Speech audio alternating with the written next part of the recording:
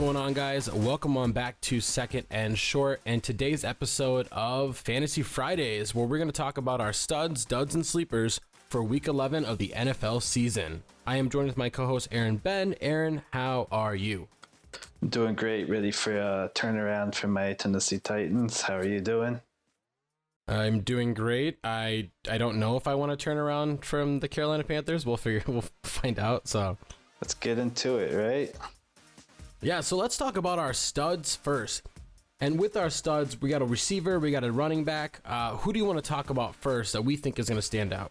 Yeah, this is a guy that I really like. I just picked him up from the waiver wire for whatever reason he was available.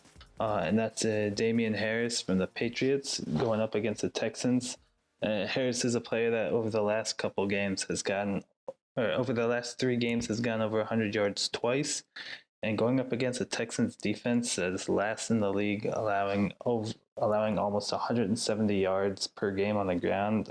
I just gave up 200 yards to the Browns last week. This is a guy that I gotta start if I have him on my team. Yeah, exactly. And in these 9 games, they've allowed 11 rushing touchdowns to the running back position, which I know might sound redundant when I'm saying, but there's so many receivers that get rushing touchdowns nowadays. On top of that, they've allowed a rushing touchdown in every game except for Week 5 against Jacksonville. They've allowed over 100 yards rushing in all games except for that same game, plus the Green Bay game. And on top of that, running backs are getting a lot of catches against this team. And I feel like Bill Belichick has found something that's working, and it's let's run the ball. Cam Newton can throw it 20 times, and we're going to win games. And I think that's going to be the trend here today is they're going to drain that clock as much as possible so opposing teams can't have the ball. And I think Damian Harris is going to lead the way here, and he's going to have another 100-yard day. Damian Harris is projected to get about 11.5 points. I can easily see him topping 15, 16 points because he's going to find the end zone, I think, in this game.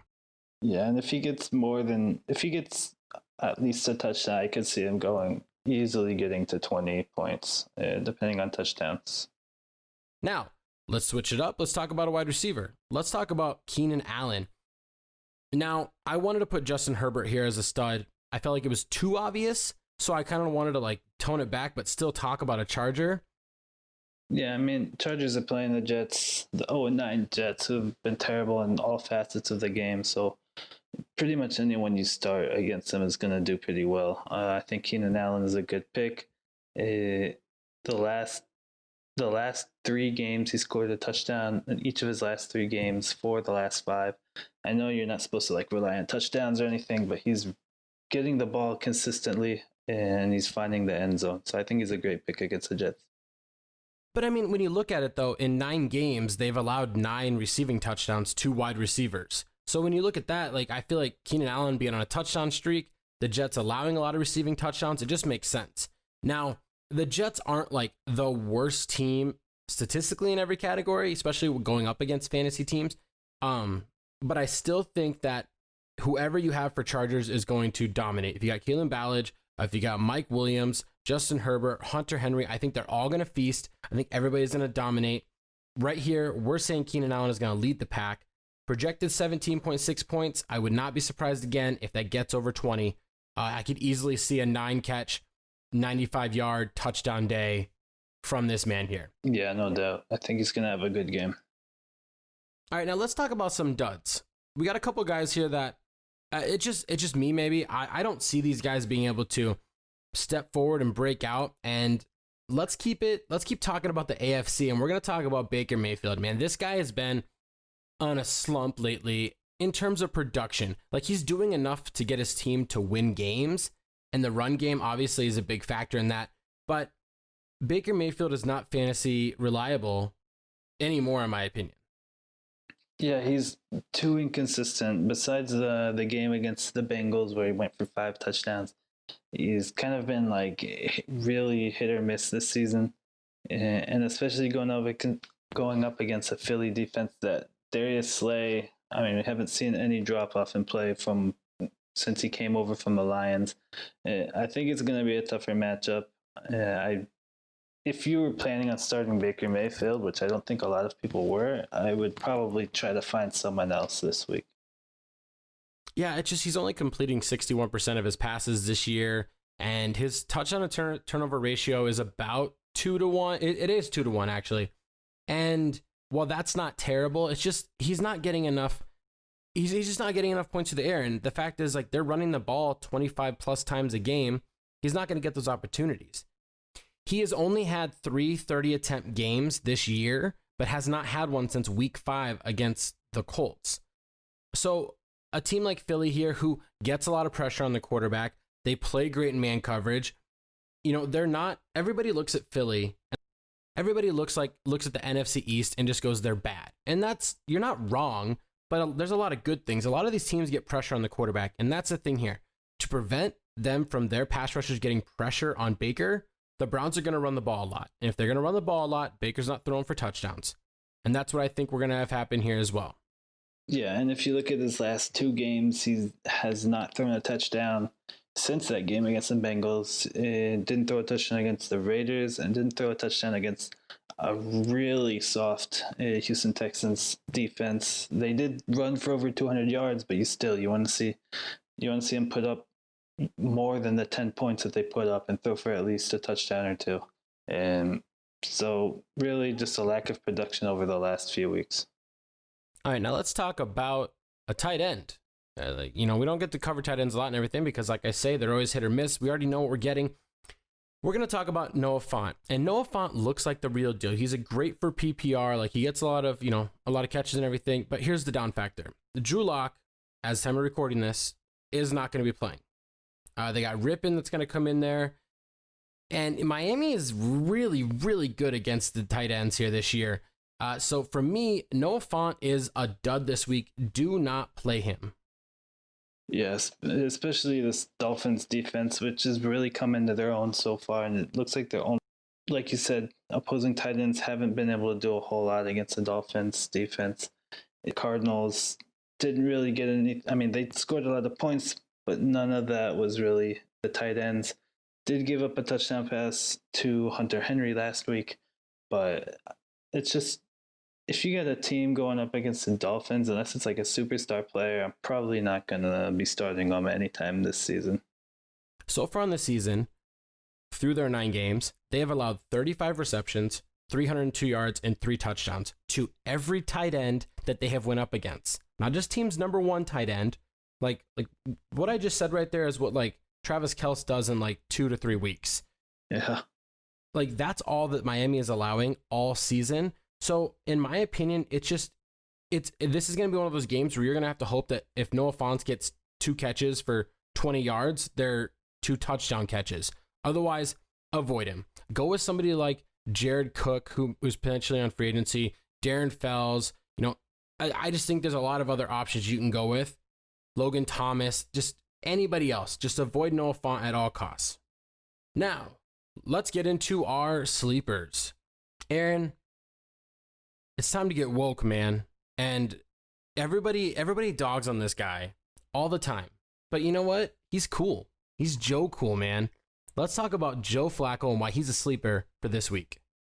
Yeah, I mean, Joe Flacco's going up against a Chargers defense who is not really the best. They have some talent, but they have given up points to quarterbacks over the last few weeks. And it could end up being kind of a shootout if the Jets can get something going. And at this point, I think Joe Flacco might just not care as much. Like, he doesn't have as much to lose, so I think he's going to come out just slinging it. I mean, yeah, if you look at what he did against New England on the past Monday night, they played really well. And coming off of a bye week and everything, they have some rest on them, and I think that he has the perfect setup of receivers for his arm. Like, if he wants to go deep, he's got Perriman. If he wants that nice route runner to run those 10, 15 yards, he's got Denzel Mims, the rookie. If he wants something underneath, he's got Crowder, who can create in space for him. I like Joe Flacco against the Chargers for multiple reasons. Like you said, he's going to sling it. 2, sorry, Molly, any Charger fan, the Chargers are probably going to be winning in this game at some point, which means the Jets are going to be throwing more, which means garbage time, baby. And garbage time for fantasy is great as long as you're starting them. Yeah, and I mean, their running game, let's face it, it's not going to be too strong. Their run blocking is terrible. Frank Gore, I think he's pushing 50 years old. Michael P. Ryan is also not showing anything real special. So they may, if they get things moving, they may have to do that through the air. That's with Joe Flacco. Yeah, and so far in the year, the Chargers are giving up 18 touchdowns to quarterbacks. Joe Flacco just threw 3 touchdowns against New England, who was a much better defense, even though they're depleted. You know, he was 72% in that game, 262 yards. I look for a repeat performance here, and if you can get that out of a guy sitting on your waiver wire, you know what? Maybe you have Baker Mayfield. You know, maybe this year your quarterbacks were Josh Allen and Baker Mayfield, and Allen's on bye, and you're like, I can't start Mayfield. You guys just told me I can't. Go get Flacco right now. He's going to help you out. Now, our last sleeper is a rookie, and he plays for the Philadelphia Eagles. You know, I'm looking at this. We're pretty much only talking about like 3 games here. Yeah, I also kind of noticed that. I'm looking at our list and everything. We just keep flipping back and forth. But Jalen Reagor, rookie wide receiver for the Philadelphia Eagles, going up against the Cleveland Browns. They'll be in Cleveland. Let's talk about why he has potential here to be a guy that's going to win you this week. Well, first of all, I'm looking at the targets that he's gotten the last few games against the football team and against the Rams. He got 4 targets each, and then against the Cowboys, got 6 targets, and last game against the Giants, got 7 targets. So I'm seeing his targets going up. I think Carson Wentz is starting to be able to trust him more, especially since he was out a bit with injury. He's starting to kind of get some chemistry with him. I think his targets are going to keep going up, and he's going to start getting some 100-yard games here, maybe a touchdown or 2. Yeah, and what I like to see is when a quarterback trusts a rookie over guys that he hasn't. I mean, granted, the Eagles don't have like the deepest wide receiving room, but I just like to see that when he trusts a rookie. Jalen Reagor was highly regarded coming out of college. Like, we liked this guy a lot during our draft review, and we thought he fit perfectly here. I think that he is going to find the end zone in this game. The Cleveland Browns are giving up tons of points to opposing wide receivers. They've given up 12 receiving touchdowns to the wide receiver position on the year so far. Look for Jalen Reagor to surprise everybody and have his coming out game in his rookie season. And that is going to do it for us here on Second and Short in this week's edition of Studs, Duds, and Sleepers. Thank you guys for listening. Be sure to click that subscribe button down below to stay up to date on everything that is Second and Short. Make sure to click that like button down below. Give us a thumbs up. It's the cheapest way you can support us. And leave us a comment down below of who your studs, duds, and sleepers are as well. If you want to check us out on social media, be sure to look at Facebook, where we're updating every post, and we're also on Twitter, where we try to get polls posted, interacting with everyone, and on Instagram, where we have posts with the news updates, discussion points, things like that. Try to get polls going. Check out, I just started doing like these Sunday pre-game polls to see who everyone thinks is gonna win each game. So come on in, come on down, start participating up in here. And thank you guys for listening. Good luck in your fantasy matchups.